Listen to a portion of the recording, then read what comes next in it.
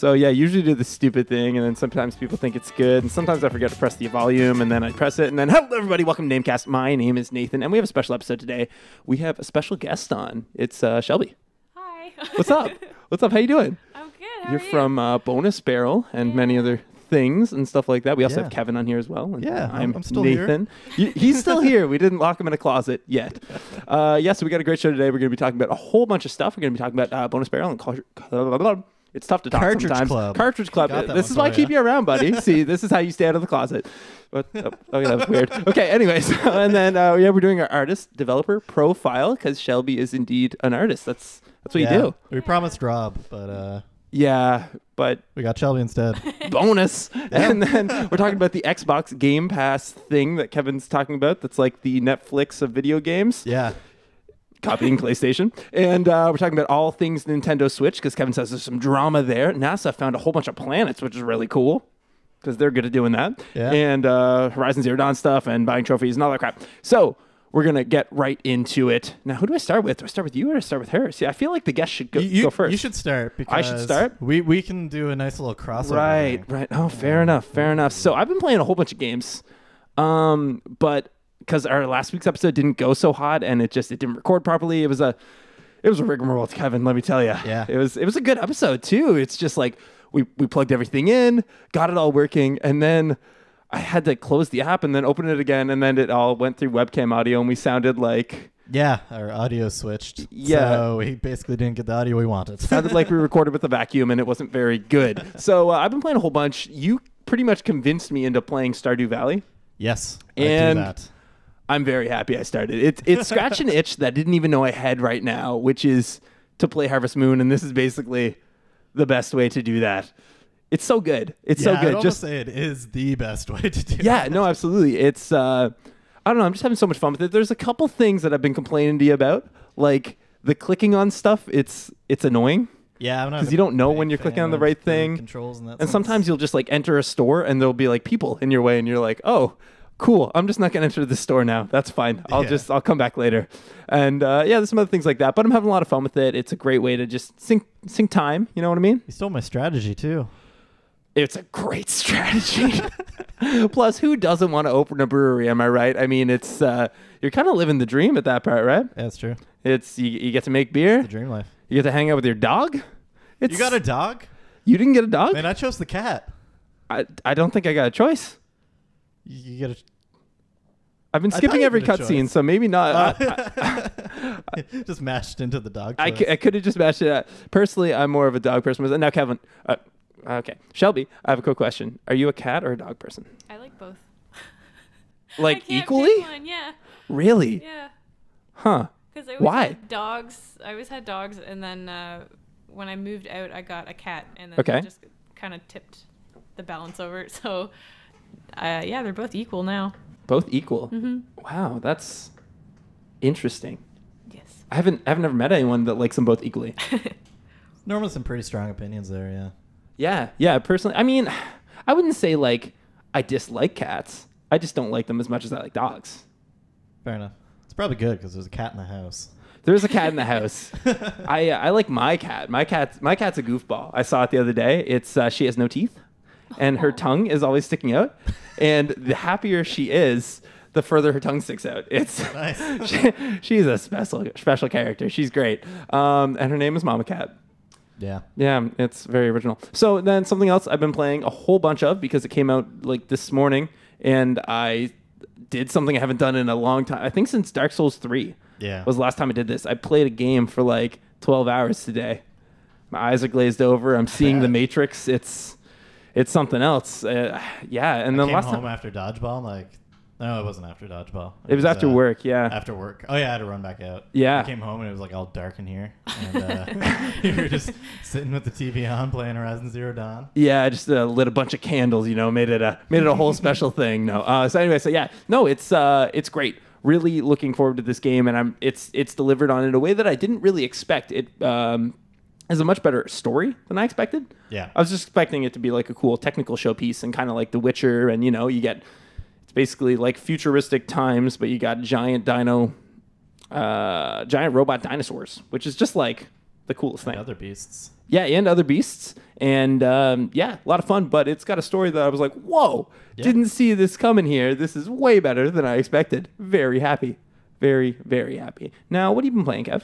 I've been playing a little bit of Stardew. Yeah. Yeah, I'm working on a little thing that maybe we'll be seeing the light of day on Friday. Maybe. It may be a rap video. Who knows? Maybe a rap video on it. Did you know Kevin raps? No, I didn't know. I did not know that. Yeah, neither did I. I'm really excited. Yeah, so that should be good. Yeah, it's pretty fun. I'm just progressing through fall and stuff. Glad that video's done, so now I can just like blast through the game more now. Yeah. Instead of thinking about video things. Which is pretty cool. And then it was just last night. We had a little session of playing Don't Starve Together. Yes. And Shelby was in this one too. And yeah, That's fun. Some other people. And yeah, so like this is like an ongoing thing we've been doing. And we had like a really nice kind of like base setup where we had a whole bunch of berries. And I had a character that had the spell to like grow all the berries instantly. Yeah. It was so good. Like we were just getting a bunch of berries every time we did. Nice. There were turkeys spawning and we kill all the turkeys. Yeah. And then we can make meatballs. It doesn't sound like anything's going to go wrong here at all. Nothing at all. It went peacefully perfect forever. So we were making our way to winter, and we were pretty sure that some dogs were going to come by, some wolves, some hounds. I forget what they're actually called. Aren't they just called hounds? Yeah, they're just hounds. Yeah. I call them doggos. Doggos. Makes me feel worse about killing them. But then, yeah, so we were sure they were going to come by. And sure enough, like a day later after somebody called that out, they did. Yeah. And there was a lot of them, and we were very scared. But we were killing them. Yeah. And then we killed one that was a firehound. I didn't know that was a thing.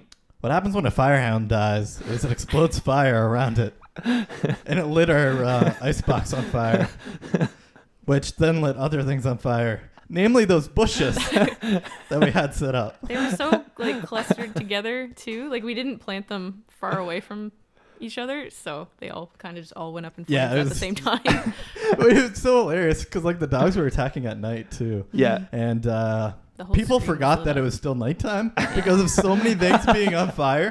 The light radius was huge. So then the flame immediately went out and then everyone got attacked by monsters? Is that what happened? No, everybody died from the hounds. I burned to death. I don't know about you. Oh my gosh. I died What a terrible way to go. Yeah. I guess the librarian's pretty weak or something. I took like 3 hits and then I was dead. Just out. That sucked. So yeah, then we started a new world, and that was it was an interesting world. We didn't find anything good for a long time. Oh really? We had to wander around a lot. But we did find one interesting thing, and maybe I'll let Shelby tell that story. Okay, what'd you find? We found like an ice rod or something, but there were like 6 like ice hounds sleeping around it, and we could go up to like the rod and like not pick it up or anything, and they would still be sleeping. So then Kev's like, I can run if you can run. So I was like, okay. So I went up and grabbed it, and as soon as I grabbed it, it started raining, which is also bad because we were both playing as like the robot character. Okay. So I think he takes more damage with the water. But yeah, and then we got chased by dogs for a while. Yeah. I think I died at some point. I think I got killed by a dog. But yeah, that was not good. Yeah. I did die at one point. Mm-hmm. Then our other friend resurrected me. Then I came back to help with the dogs by setting one on fire. It was at night too, so we were running away from it, and you lit it on fire, and it was just like, what is happening? It actually helped a lot. Yeah. I'm really glad I did it. Yeah. The problem is, like, if you light something on fire, you expect it to die. Yeah. But the fire went out before it died. So I'm like, I guess I'll just do it again. Thankfully, it did die in the second attempt. Double fire doggo. That's wow. Yeah. Wow. I feel like I got to play more Don't Starve Together. It's pretty fun. Yeah. The only time I played was one time you and I played, and you destroyed microphones somehow. Oh no. Yeah, it was bad. Oh yeah, my computer shit the bed. It was bad, but okay. Nice. Yeah. Nice. Cool. So now what have you been playing, Shelby, other than that? Other than Don't Starve, Yeah. I played Total War for like a podcast that we just recorded recently, and I thought I was gonna hate it, but I actually ended up like really, really enjoying it. Okay. Have you ever been into that's an RTS, right, Kev? Yeah. Cool. Yeah. Okay, thanks. Oh, sorry. That's okay. That's totally fine. I appreciate that you answered it, actually. So have you been into those a lot? No, Or- this is my first time playing one. Okay. Yeah, it was really, really confusing. The tutorials were kind of garbage. Yeah. And really hard to follow, but like going into the campaign, it became a lot easier. And my first playthrough, townspeople got mad at me because I built too many things and the food couldn't keep up with it. So they were starving and lots of rebellions happened. So then I started a new one and now it's all better. Okay. Yeah. And then other than that, I've just been playing Resident Evil 7. What do you think about that? Really spooky, and I have to play it with the brightness all the way up. That's the correct way to play horror games. Yeah. Okay. Yeah. Do you like leave all the lights on in the house too? Yeah, and I thought like, because I played it at night the first time. Yeah. And I thought, okay, well, next time I play this, I'll play it during the day, and it'll be a lot better. But it didn't really change anything. It was still scary. You know what? I don't blame you at all. If I were to play horror games, which I go out of my way not to, I would do it that way. So that's totally fine. I like being scared, though, so I like playing them. Okay. Yeah. Okay. Interesting. So now, have you been a big like Resident Evil fan? Or? Yes. Okay. Are you happy that like they went scarier? Yes, and for a while I thought they were gonna go kind of like paranormal, like Silent Hill. Okay. But they didn't, so I'm like really happy because the trailers made it look like it would. Yeah. Right. And like Resident Evil has to stay like, I guess like scientific kind of zombies and stuff versus like the weirdo paranormal ghost shit that happens. Sorry. Oh no, we swear all the time. It's totally okay. I like that you're the one that cracked the seal on this one. No, you're like coming in all quiet and silent, and then that was good. Yeah, no, okay. Yeah. So now I've heard some people saying that this is kind of like a return to form for the series. Would you? Yeah. Yeah? Because like 5 and 6 were just kind of like crazy over the top like action. You had tons of guns and like you felt like super powerful. Like, you know, nothing ever felt hard or scary to do. Okay. And I really liked Resident Evil 4, but then after that, they just kind of took the direction that game went in and went totally off the rails with it. Right.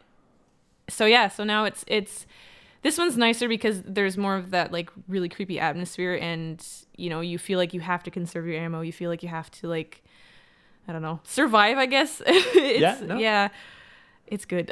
Okay, putting the survival back in survival horror, which is nice. Okay. Yeah, stuff runs out really fast too. And it doesn't help to like if you're jump scared and then shooting at something and missing it like 6 times before you actually do hit it. Yeah. Okay. So now you were saying talking about Silent Hill there. So are you not a fan of the Silent Hill games at all, or? I haven't played very many of them, so I don't really have much to compare it to. Like I played the first one, and then I played, I think it was called Silent Hill Downpour, which wasn't like amazing or anything, but yeah. Okay. I played a bit of PT and I was like, I think I could get into this, but then that got canceled, and and now we're getting naked Normaritas and a baby, which is, you know, is all kinds of cool. All kinds of cool, right? That's a word for it. That's. I mean, I dream about it sometimes, and what? What? Anyway, don't worry about it. Don't worry about it. It's fine. So, what do you want to get into on the topics here, Kev? It's a lot. It's a whole bunch to pick from. We got a bunch of things. I think we should just start off with Bonus Barrel. Yeah. So you're on a podcast. Yeah. Yeah. Tell us about that. Well, it was the first time I'd ever done anything like that, and it just kind of started like when I moved here. Yeah. And my other podcast mates, or one specifically, Rob, is very pushy. Okay. And he said you should come on for like a guest thing for one episode, and then one episode turned into I'm now consistently on the podcast, so that's kind of cool. Yeah. Okay. Cool. How many episodes you guys on? We just finished recording 116, I think. Nice. Yeah. Yeah. So. Okay, cool. Because I know you guys were doing your episode 100 thing that we totally aped from you guys and just did the 100 best games as well. I feel bad too because like we didn't contribute to the Cartridge Club Top 100 list either. That's fine. Yeah. Even though we had the list made, we're terrible. Just terrible, awful people. Okay, cool. So now you're also part of Cartridge Club as well. Can you explain that a little bit? Or? Yeah. So Cartridge Club is basically like a community of like gamers and just people who are interested in that culture, and every month they pick a game and then they'll play that game, and I think they usually do an episode on it too. Okay. So like a while ago, I think Rob and Lef, who's also from Bonus Barrel, they were on a Majora's Mask episode because they picked that game for the month. So they'll also have guests, and they'll get other podcasts to kind of like join the Cartridge Club. Yeah. So like we're on there, and then if you go on there, you'll see a bunch of other stuff. So it's a good way to find other podcasts. Cool. But yeah, they're really cool and they're really nice people, and it's just like it's a really good community. Okay. Yeah, it's fun hanging out on the forums too. Yeah. Yeah. Nice. Okay. Cool. Very cool. Yeah. Cool. Cool. Let's talk about some game topics. Let's talk about some game There's been a topics. bunch of game news. Yeah, dude. Because it's almost March, and like, yeah, we've been saying it for a while. March is a crazy month for video games. Yep. There's so much stuff coming out. Stuff. I was going to say shit. I don't know why I didn't. I don't know. Like probably because it's actually good stuff, not yeah. shit. It's not shit. It's stuff. So I don't know. Let's talk about the Xbox thing because I find it interesting. Yeah, tell me about this. I haven't heard about this. They just announced this today. Okay. Actually. Yep. So basically what it is, you pay $10 a month and you have access to over 100, apparently. Mm-hmm. They haven't announced the list of games, but it's a bunch of Xbox One games and the 360 games that they've made compatible to play on the Xbox One. Okay. Are you downloading these games? Yeah, you're downloading them. Oh, okay. As long as you're subscribed, you can play them. Okay. So yeah, it's kind of different than the PlayStation Now thing. Right. In that, like, it's not like a streamed service. Okay. So you're playing it like natively on your console, which is nice, especially for games like I think Halo 5's on there. There's a couple fighting games as well. I would say there's a detriment to that as well, in the sense that you can't you just have to click download it exactly. first, So it does take a little while. Okay. Yeah, and there's like data concerns and stuff like that too. Yeah. But I don't know. I think it's kind of cool. It's That is cool. interesting. It's just $10 a month on top of gold. Yeah.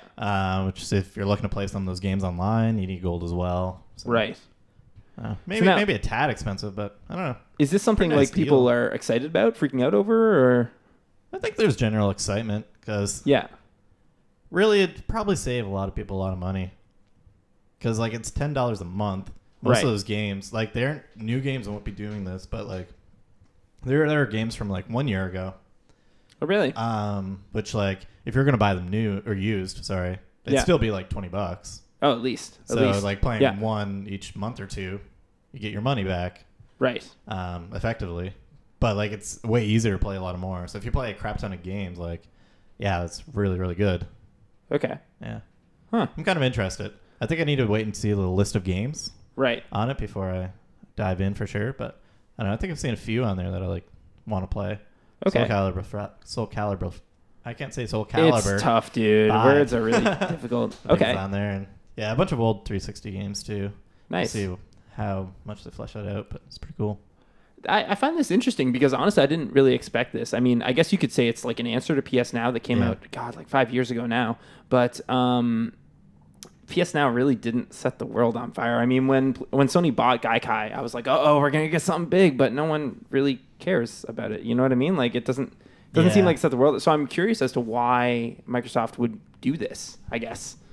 I think PS Now does have the being emulate or like it's a networked thing problem. You think that has it going against it? Well, it's like it kind of feels like they're just working by like a shoestring right now. Okay. Like, Okay. If your internet gets a bit laggy for whatever reason, or if you're playing a fast-paced game, like even Pac-Man. Though that's pretty rough. I will say I now have it connected directly, not over Wi-Fi. Much better. Should have been doing that from the beginning. That's good. That was my bad. So definitely a more stable connection. PS4, which is right next to our network switch. Yeah. So when I was plug it in. when I was downloading Horizon last night, it was going to take 4 hours, and I was like, I wonder how much faster it would be. It was at least 4 times faster. I was like, yeah, I should have done this a long time ago. I don't know why I didn't. Really. Sounds about right. Yeah, I'm the sharpest tool in the shed. Cool. Yeah. So now, do you have anything to say about this, Shelby? Are you the into first I this heard stuff? of it? Yeah, me too. Me too. Yeah, and I own an Xbox, so Okay. Yeah. Okay. Do you think you'll get it? maybe. I don't know if I play games enough now to justify it, but we'll see. Okay. Yeah. Okay. Cool. Very cool. Now let's talk about the Nintendo Switch, Kev. There's a whole bunch of stuff going on with this. Yeah. A whole bunch of stuff. It releases on Friday, so What?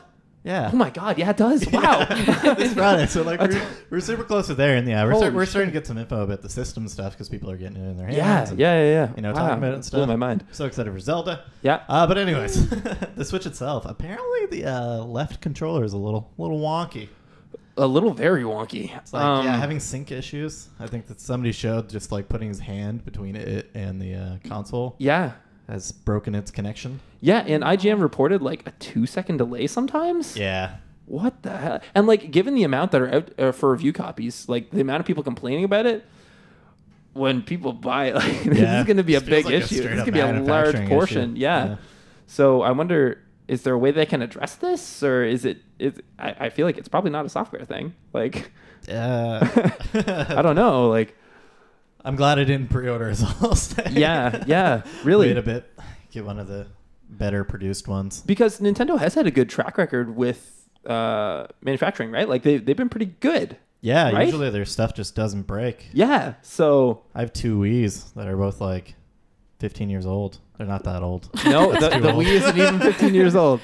One of them makes a real weird noise, though, doesn't it? One has a weird disk drive. Still works, though. It does still work. It does still work. It just sounds like a lawnmower's on. I broke that one apart. Okay. To see if I could clean it out a little bit better. No dice. No, but it's still working despite it being really busted apart. Okay. Impressive. Nice. So now we got that. That is no good. Now you said something else was on the go with this too. Yeah. See if I can remember all the things. There's a lot of things. Yeah. Funny anecdote that we were talking about at work. So we were just talking about like ASMR sounds. Yeah. So like really pleasing sounds for the ear. And the Nintendo Switch UI was brought up. Apparently the sounds are really nice. Really? Yeah. How nice. Just kind of funny. I don't know. I know it ASMR makes a very satisfying click noise, which is just nice to listen to. Yeah.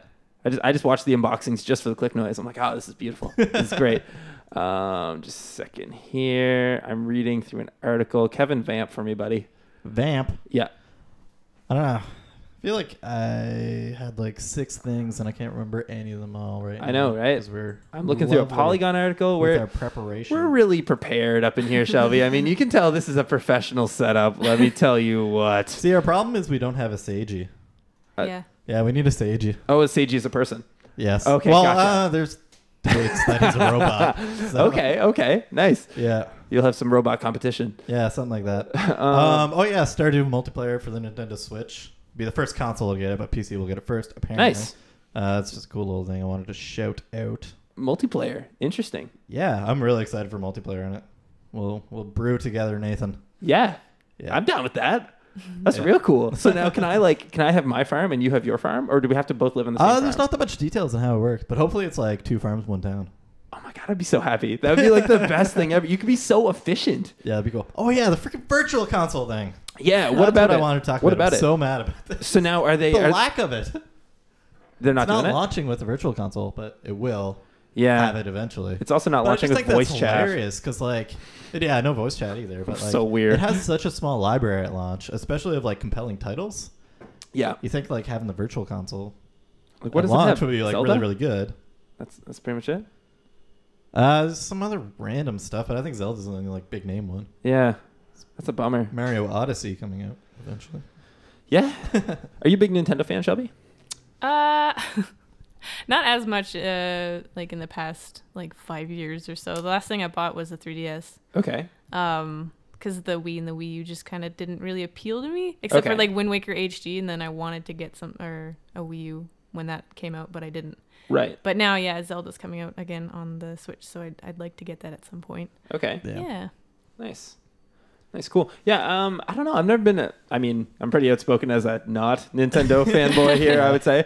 I don't know. I'm intrigued by it. I'm really intrigued by this Zelda game. Like, I don't know. I just want them to just make games on different systems. The thing is, like, I have a Wii U, so I'm just going to get it for the Wii U. Yeah. And I switch later if I'll probably just steal it from you at certain points. Probably. That'll be the plan. Nice, because it looks... Is there anything wrong with, like, Zelda? Because I feel like if Zelda's good, then hopefully they can get some goodwill from the fans. Well, from what I hear is everybody is loving it mostly. Apparently there's a little bit, like, near the beginning that's kind of like... You kind of have to trudge through a little bit. Really? Like, it's a little bit, like, unappealing, but, like, then you get hooked eventually. Yeah. And I think it's just kind of, like, that's just part of, like, learning the big crafting thing they have going on inside of it. There's a big crafting thing? Yeah. I know almost nothing about the game. I know you can climb everything, and that's it. Yeah, it's a crap ton of, like, collecting resources and stuff like that. Okay. So I think, like, when you get introduced to just having to do all that, then it feels like a giant wall. Right. To kind of climb over. But, yeah, once you get through that, then... Once you finally get it, you get it, and it's pretty rad.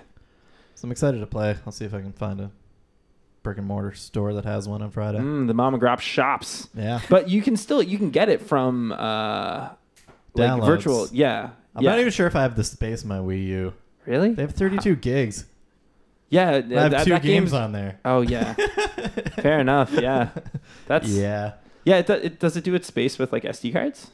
I think you can add an SD card, yeah. That's weird. Interesting.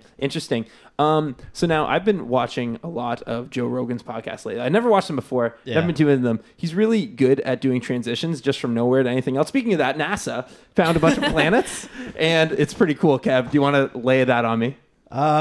Yes, sure. What's cool about it is that Yeah. they found one like red dwarf star or something like that, pretty small star, but it has 7 planets, similar size as Earth, and 3 of them are in the habitable zone. Wow. And I think what's so cool about them is they're all close enough together that their night skies, they would be able to see the other planets the same way we see the moon. That's just cool. That would be like such a cool view. Like I want to go to those planets just for that. Unfortunately, they're many, many light years away. So unless we discover some way to cryogenically hibernate people. Given them being in the habitable zone, what are the chances that they contain life? Oh, like 1 in a lot. 1 in a lot. You heard it here first, folks. So yeah. Probably not. I don't know. We don't know. We have no idea. We have one sample point. Yeah. 100%. Yeah. 100% guaranteed. 60% of the time it works every time. Yeah, no, this is cool. This is really cool. Yeah. I'm a fan. Yeah, I never look up space stuff enough to really know what I'm talking about. When someone says it, I'm like, that sounds nifty. Yeah, well, I just find it like cool.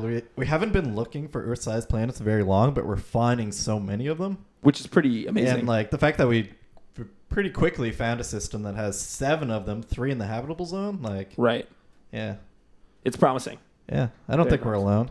Yeah, I doubt there's little microbes. I doubt we're going to find anything in our lifetime. I mean, I doubt it.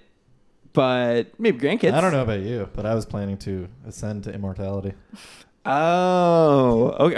Are we really diving into the singularity on this episode? We can go there if you want. Do you want to go there, Shelby? I'm okay.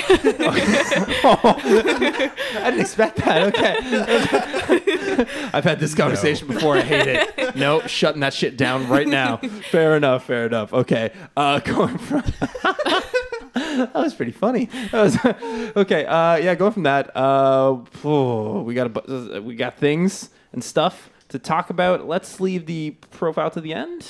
Sure. Yeah, cool. So now I was playing the Horizon Zero Dawns, as I talked about. Yeah.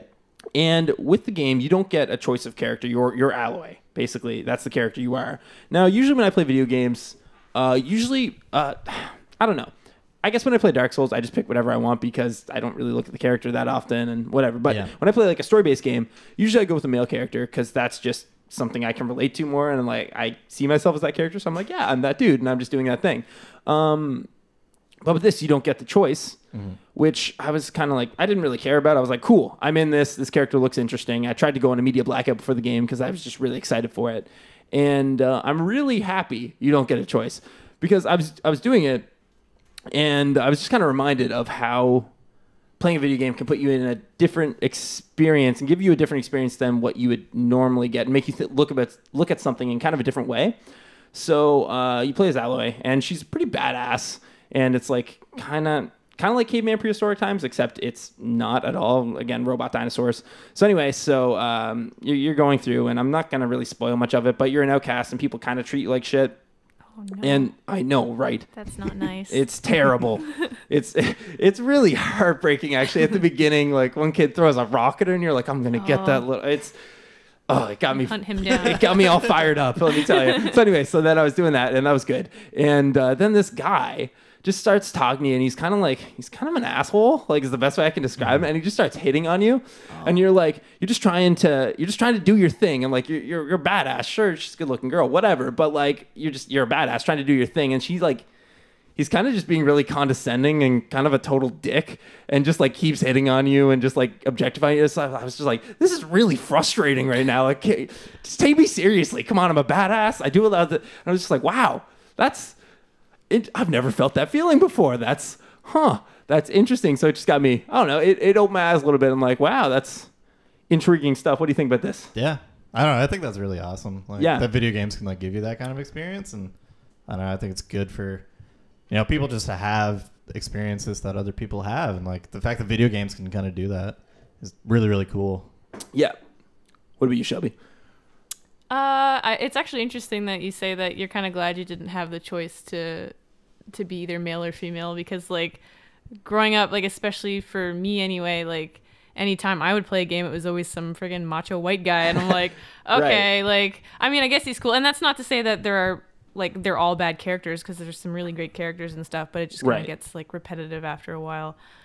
So this is, like you said, it's nice that they're doing this and they don't give you a choice, because Okay. Yeah.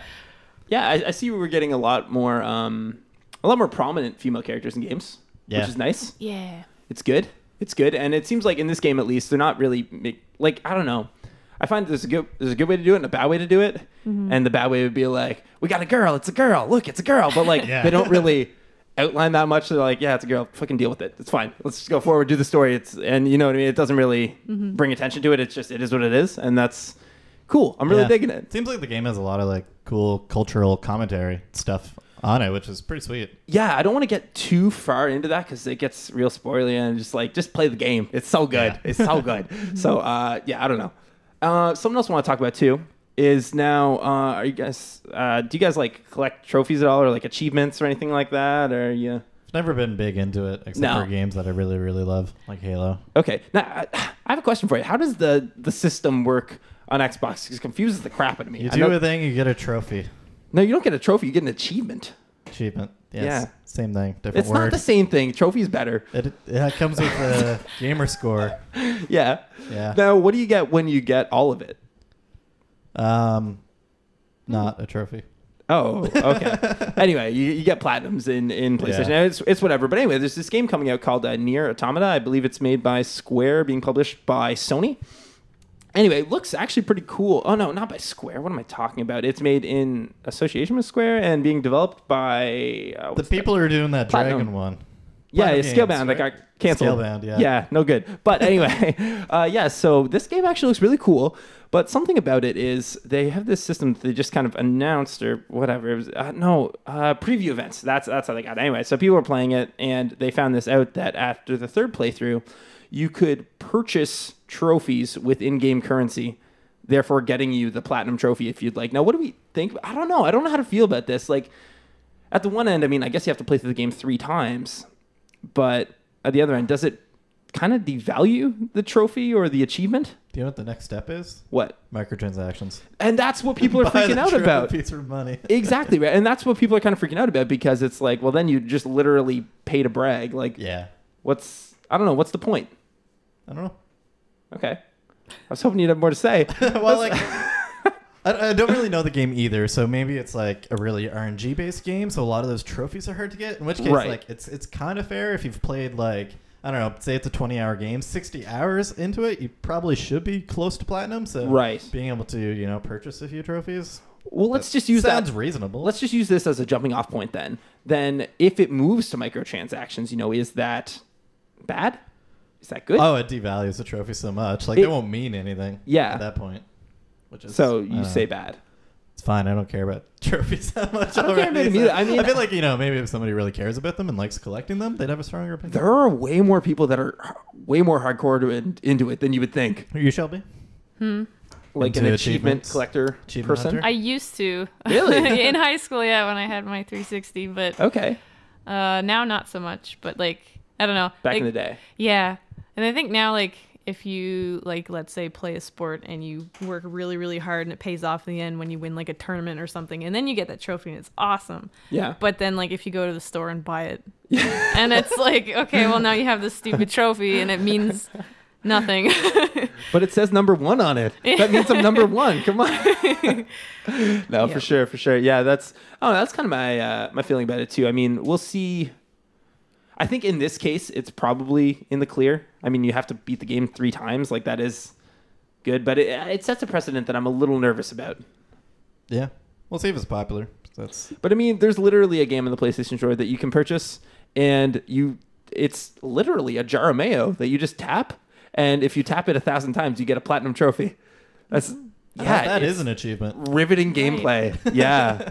It's what a weird concept. Anyway, so let's get into the developer profile. Kev, do you want to start this bad boy off? Yeah, sure. So, as you guys know, I've done the design one already. I've done the programmer one because I'm kind of familiar with those things. Yep. I don't have a sweet clue what's going on the artist end. I have no idea. As far as design goes, we're just like, hey, we need this kind of thing. And sometimes we need to be a little bit more specific, but like we just put words in and beautiful art comes out. It's like magic. It's like a beautiful little black box what? that makes art. Which is pretty funny. So yeah, we brought Shelby on. She's an artist in the industry and ask her a few questions. So cool. First of all, could you go over a summary of the different types of artists? Because there's a shit ton, and I'm confused. Yep. And I work with them. Oh boy. Yeah. Well, if we're talking about like animation, because that's like a broad topic anyway, and there's all sorts of different artists. You've got your character artists, and even then, like to break that down even further, sometimes you'll just have rough artists. Sometimes you'll have people who just draw like the keys, which is just like your basic poses in an animation. And there's people who do specifically like just that, and then you have people who just do like the in-betweens, which is like all the poses in between those two key poses, let's say. And then you have your cleanup artists. There's a lot that goes into it. Yeah, no, I'm really interested actually. Yeah, so I think that kind of more or less like summarizes like what a character artist does, but then there's also like environments, and you'd have people that would just do like concepts. And then you'd have people who just do like roughs, and then people who clean it up, and then special effects animators. And then again, you can break that down into like key animators, like in-betweeners, blah, blah, blah. Like, I don't know what else. Yeah. And then you just have like your like illustration, like those types of artists, which is just still images. Which I guess you could say that a lot of environment artists are like that because they're not really animating anything, but they can. Yeah. So there's lots of crossover like everywhere. And then there's like a bunch of art crap that you'd see with like modern art, blah, blah, blah, like paintings and stuff. And yeah. Anyway, there's lots of different types of art. Okay. Yeah. Like UI artists. What about like 3D modelers? Yeah. As well. That like a lot of people will argue that 3D like artists and animators like are not artists just because the computer does a lot of the work for you. But if you're an animator and the computer is doing a lot of the work for you, then you're not a good animator. Fair. Okay. Yeah, and like also to 3D model something, it needs like you need knowledge, and you need to have like those really good observation skills to be able to create whatever you want like in that 3D space, and make it seem like believable, and like it belongs in whatever movie or whatever you're doing. Yeah. Okay. Yeah. Yeah, and UI is I mean, I don't want to say the same as environment, but they're also just kind of doing still stuff. And there can be animations like a button tap, like if you like on your phone, let's say if you press something and then you see that it changes color, like like a UI artist does that. They'll have to create like the two separate images for it. I don't know too much about UI though. It might have been better to ask like a UI. Maybe you guys should have a UI artist on at some point.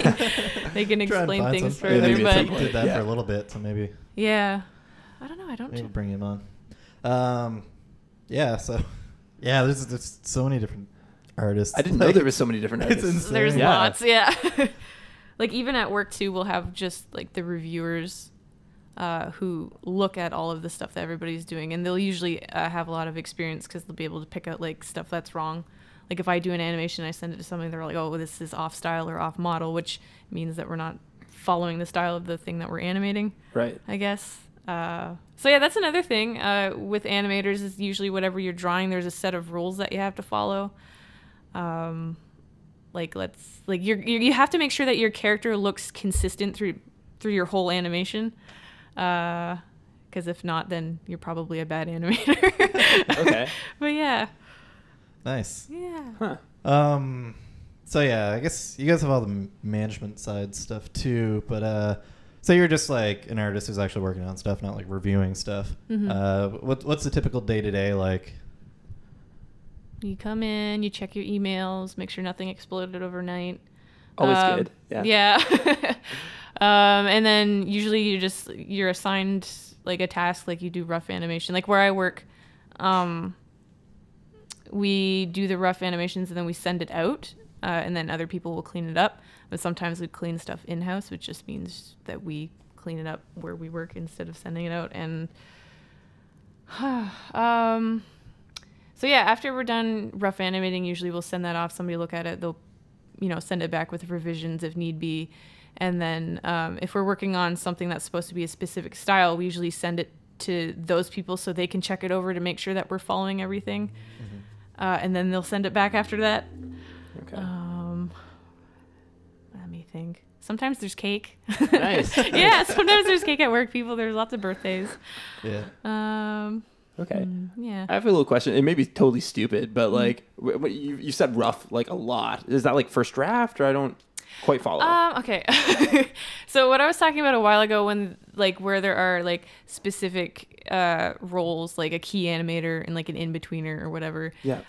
We do all of that where I work. Just because like we're a smaller group, so we can't have people like specializing in areas because they need to be able to do all of it. Right. So you'd start out with like rough poses and just to get the timing of the animation down. I don't know how to explain this. You're doing a great job. So once you have like your rough like poses and your timing blocked out, and then like like the characters when you're drawing at this stage don't have to be like very fleshed out.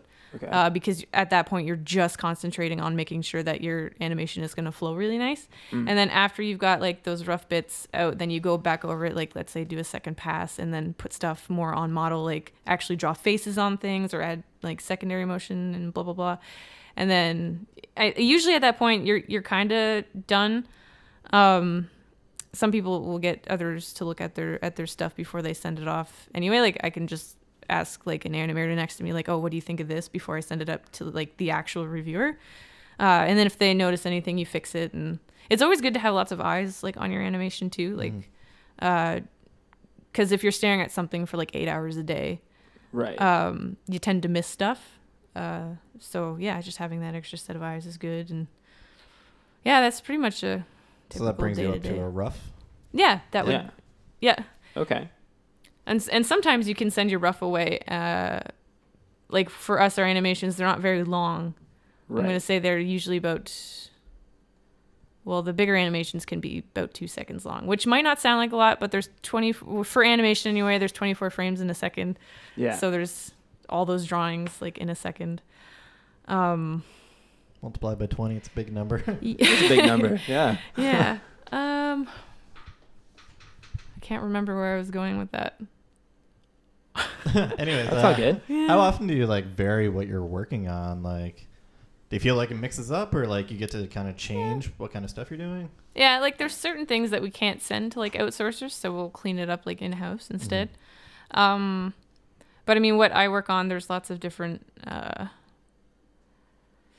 guess like different stages of the animation that like I enjoy more than others. Like I actually like cleaning up stuff more than I like roughing it out. Really? Yeah. Okay. Which is totally like that is not the norm if you go in the industry and ask anybody about that, because nobody likes cleaning up their own stuff. Right. Because a lot of rough animators sometimes will leave like only their key poses in if they're very straightforward, and then the cleanup artists sometimes will have to go in and do those poses in between. But I like doing that because I like figuring that stuff out. Okay. Yeah. So one thing I learned, I don't know, I guess this was like my own weird like perception before I like went in and started working in the industry. Artists, like, they're actually like insanely creative people. Like I didn't expect them to like have so many like crazy ideas and stuff like that. Yeah. So yeah, do you feel like you really get to flex your creativity muscles? Yeah. While you're doing it? Like a big thing with animation too is it's not like just drawing pictures, is you have to tell a story. So you have to be able to think about like how you're going to play an action out. Like let's say if somebody, you know, is going to pick up a ball, like are they doing it, like are they tired when they pick it up? Are they excited when they pick it up? And you have to make sure that your drawings kind of like convey that. One thing that like sometimes you'll see, I don't see a lot of animators do it now, but like if they're going to animate something, they'll either tape them, like record themselves doing it just so they have kind of like a reference thing, or they'll act it out themselves, just to have something as a reference. Like, and that's another thing too for animators is the more reference the better, and like artists too, the more reference the better, because you don't want to just like pull something out of your ass and then expect it to look nice. Right. Yeah. Huh. Yeah, nice. Yeah, my perception was always that, like, you know, design did so much of the creative stuff and like sent it off, and I kind of learned that lesson. Yeah. Well, sometimes design thinks up things and says, "Hey, can you do this?" And we're like, "Absolutely not. There's no way." Or we think of like a better way to do it. That's never happened to me, so I feel good. That's really funny. Yeah. Shit. Yeah, I'm not really sure if I have any other questions. I think we covered most of the things I usually talk about. Yeah, for sure. Usually we get into, like, would you have any recommendations for someone looking to get in to the industry with regards to art? Yeah, draw every day. Yeah. And like a lot of people, what they'll do is look at like Disney animations and then start drawing straight from that. But that's like a really bad way to pick up bad habits. Because like what you're seeing there is somebody else's version of, like, I don't know, like it's stylized. It's not real life. And in order to make something stylized, you have to understand those fundamentals first. So if you're going to draw, make sure you're drawing from life, like, you know, bring a sketchbook with you wherever you go and draw people and draw things. Because if you don't know how to do that properly, then when you go to stylize it, it's going to look all broken and shitty. Okay. Yeah. I didn't even think of that. Yeah. That makes a lot of sense. Yeah. Okay. Anything else? Animation takes up a lot of time too. Like where I am, I'm really lucky that they really care about our happiness there, because a lot of places don't. And I have a lot of friends in the industry that like will spend like 14-hour days at work, just trying their best to make sure that they get, and that's another thing too. Animators sometimes will get paid by the amount of footage that they send in versus like the amount of time that Is that normally like a more like contracted type thing? It's never happened to me, so I'm not sure exactly how it works. Other than like at the end of 2 weeks, if you don't have your stuff in a certain folder, then they can't count it as work that you've done. I know people who have gone like months. Well, I don't want to say months, but like a month without a paycheck just because they can't get their stuff in That's ridiculous. on time. Wow. Yeah, and for people who really start out, like when you start out as an animator, you're really slow and like you'll pick up that speed as you go because you're getting more practice. Yeah. But a lot of people who start out, especially with a type of pay system or whatever, they won't get paid for a really, really long time. That sounds terrifying. Yeah, I think they're getting away from it now, which is really good. And more people are getting like salaries and stuff. So yeah, it's really scary. I've been fortunate to not ever have that circumstance, but yeah. Okay. Yeah. So how was your experience with the education focused at it? Yeah, you have to really want to be there, and because we spent a lot of time at school too. We were there, the school started like 8 in the morning, and then we were there usually till 10:30 at night because that's when it closed. They used to be open a lot later, but then they found people were staying till like 2 o'clock in the morning and showing up to school like dead the next day. So there's a lot of hard work that goes into it. So if you're not willing to put that hard work into it to make your stuff like awesome, then animation's probably not for you. Okay. Because a lot of people will watch like cartoons or like anime and they'll be like, oh, that's what I want to do. And then they get there and they're like, oh, I didn't know it was like hard work. Right. So, yeah. So when you were watching anime, do you feel like you're learning anything or like seeing some cool always. things? Like, Oh, really? Yeah, I like, well, with anime especially because it's different because it has to get pumped out like a lot faster. And there's usually a lot more details. Like you find in North American animation, everything's really simplified. But anime, like everybody's got like these. You look at somebody with like short hair and you'll think, oh, that's not too hard to animate. But if that hair has a ton of spikes, all that stuff has to be tracked. Like you have to make sure that every single frame with that hair looks like it, you know, is on style and on model. And there are a lot of the times like I'll see like lists of like, oh, check out these screenshots from these animes and they're just like really messed up. Like no like, and that happens and they'll go back and fix it later. But that's just like a consequence of having to do things so fast. And you know, when I mentioned earlier people who get paid by the amount of footage that they do, like if you think that's bad, like I haven't heard very good things about some of the animation industry like over there. Really? Yeah, just because everybody like busts their ass and Yeah. yeah. So it's like, if you are into animation, is video games or TV animation the smarter choice, or are they kind of equal? Because like with programming stuff, software development's like the obvious better choice. You go into games if you really want to do games. Yeah. Okay. Does the animation have anything like that? I'd have to say that TV and like feature film animation is like the 2D stuff anyway is kind of dying off. Not so much on TV, but like the 2D film industry is dying, right, which is really sad. So you're really better off going into something with 3D. That would be the smart choice. That being said, like if you work really hard and do like super awesome 2D stuff, like there's no reason why you shouldn't be able to do that and like make a living off of it. But it's a lot harder, I think, going down the 2D route. Yeah, I've heard of people like using 3D to help them with 2D animation and stuff as well. Like you were talking with the in-betweens with the spiky hair, like they could model that hair and then understand how it kind of rotates as the character turns their head, for example. Yeah, we've done that a few times at work actually, with like a soccer ball or something. I didn't do it, but I had an animation where inside, like, I was able to see the person who had worked on the file previously had like all these 3D images in there that they had used as reference. So nice. Oh, yeah. Cool. Yeah, so it's a helpful skill, even if you are in 2D. Yeah. It's kind of nice. Interesting. I feel like I just learned a lot. Yeah. I rambled so much. No, it was great. It was, I think, exactly what, who asked for Ryan? Yeah, Ryan was stoked. Yeah, so he was really pumped. Yay. So there you go. Lots of information about art and things like that. Yeah. Awesome. Did you have anything you want to talk about today? Just closing things out? I think I'm good. No, totally good? Yeah. Awesome. No, thanks for coming on. You totally crushed it today. It was good. Thanks for having me. You on. You just came from dodgeball. Yeah. Am I to understand? I love dodgeball. Nice, Yeah. nice. You kicked a lot of butts? I didn't do too bad today. Okay. I kicked some butts. A couple butts were kicked. Yeah. Nice. Cool. Okay. I think we're going to end this here. So catch you later, guys. Have a good one. Check out Bonus Barrel. Yeah, check out Bonus Barrel. And Cartridge Club. And Cartridge Club.